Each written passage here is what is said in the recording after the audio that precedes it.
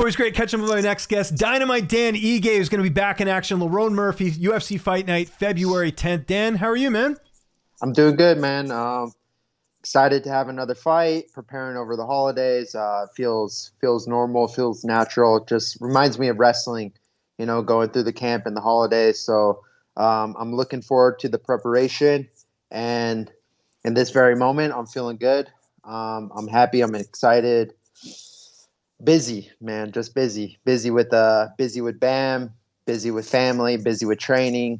And just happy, happy to have a fight again. That's good. Well, it's good to be busy, right? Which is always great. And I'm sure, I'm assuming you got to enjoy Thanksgiving, which my understanding here as a Canadian, Thanksgiving's a bit of a bigger deal than Christmas anyways, right? So at least you got to enjoy that. I did a little bit. We went to Mexico, actually. I had Thanksgiving. We went to Mexico for 4 days. Did a little baby moon, my wife and I, just no kids. Oh, excellent. So we ate some good food down there, some good fish, good ceviche, good tacos. And came back, got a fight, so now it's time to grind. Absolutely. Well, before we talk about your fight, obviously we had the last UFC pay-per-view of the year, UFC 296. I wanted to start with the main event. I was shocked with that whole fight, the performance, all that, and it mainly came from Colby Covington. What was your reaction to that fight, which I think people felt was going to be a lot more entertaining than what we got? I was kind of like watching it like halfway because I was playing Call of Duty at the same time, and I had my phone. I like the honesty there. I like the honesty. Yeah. Yeah. So I mean, yeah, I don't know. Colby he looked a little behind, and I expected. I think I picked Colby a long time ago. I think you asked me, or someone asked me, and I thought just given his gas tank and his wrestling, he'd be able to, make that fight a different fight. But Leon's the champ for a reason. He's super good and dominant, and he just displayed his dominance that night. He looked a little timid, Colby did. Sort of reference a little bit about the cage rust, but do you think that was a factor, like just watching it, or do you think it was just he was worried about getting finished? And that's kind of more what it looked to me, was the latter. He was kind of worried about getting knocked out. Yeah, I don't know. Some people can buy into the ring rust, the cage rust, whatever you want to call it. And I do think if you start thinking about that mentally, it could be a factor. I've never really truly believed in it. I've had layoffs and came back and have had a great performance. I've also had layoffs where I came back and didn't have my best performance. It all comes down to one night, essentially. And it's really hard to judge what was going through, in each fighter's minds. I think Dana said it well, like there was a lot of pressure on him, but there was also a lot of pressure on Leon. The guy crossed some lines, talked about his family. So I'm sure that guy, Leon, didn't want to lose, and there's pressure. It's the ability to deal with that pressure and perform at a high level.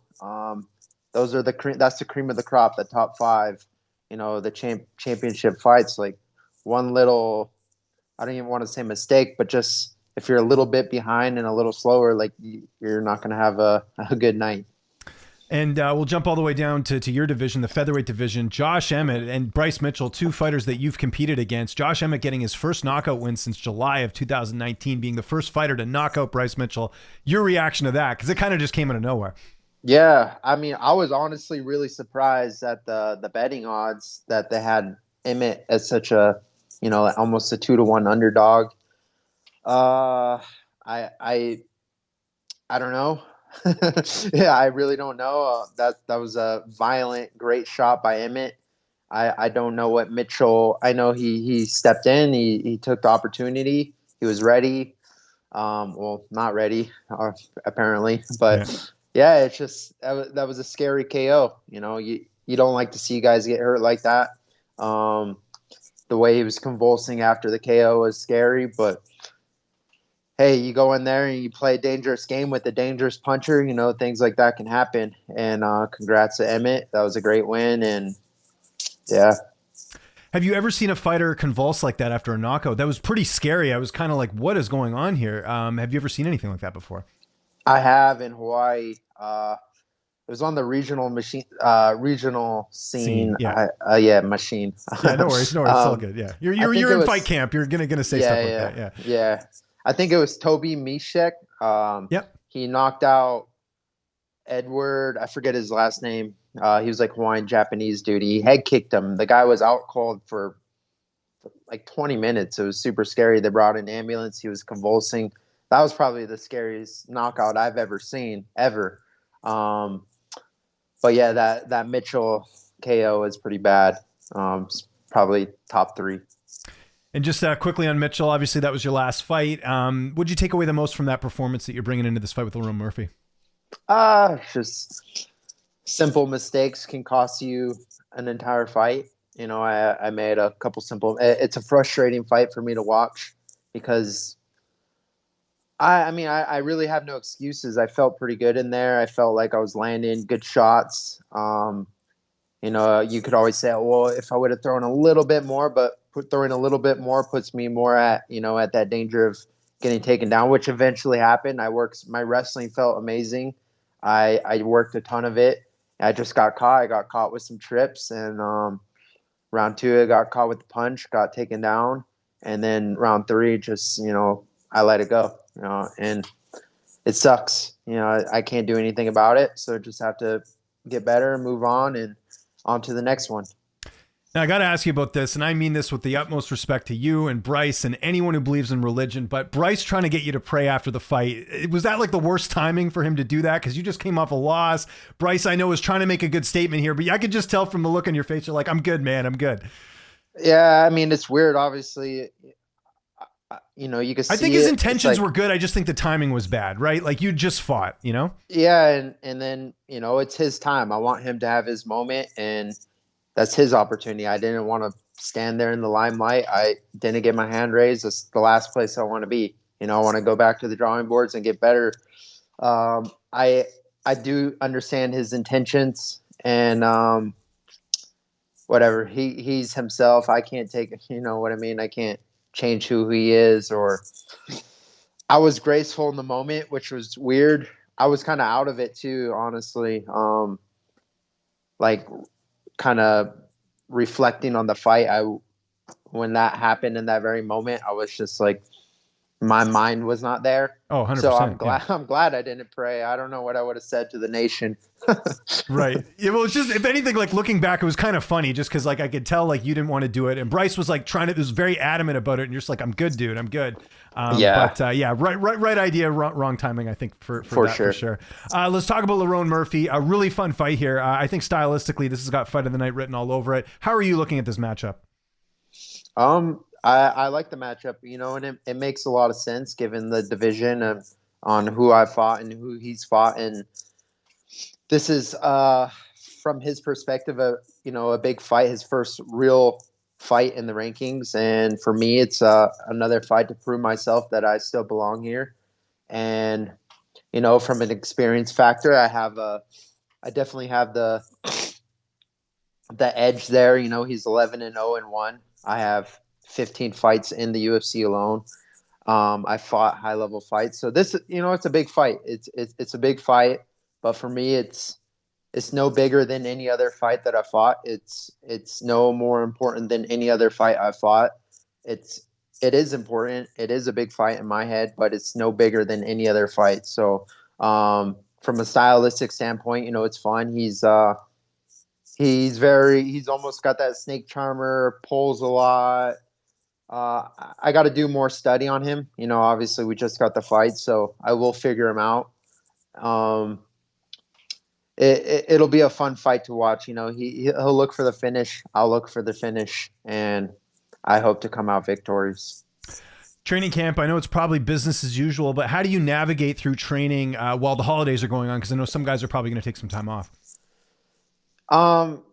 Yeah, definitely guys will take time off. I've just kind of, as I've, you know, grown a veteran of the sport, I've just, each and every camp, I try to just make it a little bit better. I create a little bit more of a team around me and just try to find guys who will be accountable. We all help each other, you know, get small group trainings in and just work on ourselves and work on our weaknesses and work on our strengths. And I have a good team right now. I have a good little team of guys that, you know, we're just all trying to be better. And essentially over the holidays, I mean, you just got to make the best of it. It's like going back to the pandemic. I didn't have anyone when I fought Edson Barboza. I had one guy, and I only had 2 weeks to prepare. And you just got to make the most of what you got. But I have a lot. That being said, I have a lot, and I have a ton of resources here in Vegas. A lot of guys are still here over the holidays, and I'm sure they're going to want to train and work off all the chocolate that they ate over the holidays. So, there's no, it's just business as usual. Who are you working with though? You mentioned a smaller group. Who are some of the guys that you are getting working with right now? We got Kennedy, but he's going home for the holidays. Got Aljamain Sterling, who's a 45er now. Nice. Lance Palmer's in town. He's training. He has a fight in January, so I got him. Kai Kamaka, Julian Arosa, Kobe Fair. He's bantamweight, flyweight, bantamweight, really good wrestler. Whoever's around. Yeah, no, for sure. Yeah. And that's the nice thing about where you guys are in Vegas is that you have a lot of options. It seems like there's a lot of customization as far as who you can train with and who's around. There's a lot of, it's not like you're, begging to find training partners. It seems like there's a lot of options. Definitely.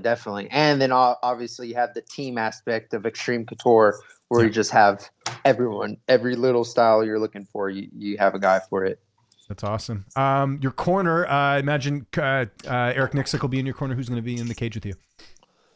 Still deciding. I have Eric for sure. Jim Gifford, my boxing coach. I usually bring my brother-in-law Skyler. He just got a new job, so I don't know where that stands right now. So we're working out some things. But still working on that third guy. Okay, no worries. And how do you see this fight playing out on the 10th? What's your prediction? I have to, go out there and, prove to myself again. I don't really, you kind of go up and down in the sport. You have highs, you have lows, you have great performances, you have okay performances. And I just want to go out there and put on another great performance and prove to myself that I can, because I know I can. And if I go out there and just gas pedal a guy the way I can, I know I'll be dominant. Take nothing away from Lerone. He's really good. He's undefeated for a reason. Although he's had some close fights, I don't plan to make it a close fight, and I want to go out there and just take it to him and get my hand raised. Your contract, you have a couple fights left, right? If I remember correctly, because I remember in Vancouver, I think you mentioned you had signed a new deal or something. Yeah, I have 2 fights. Okay, I believe. Yeah.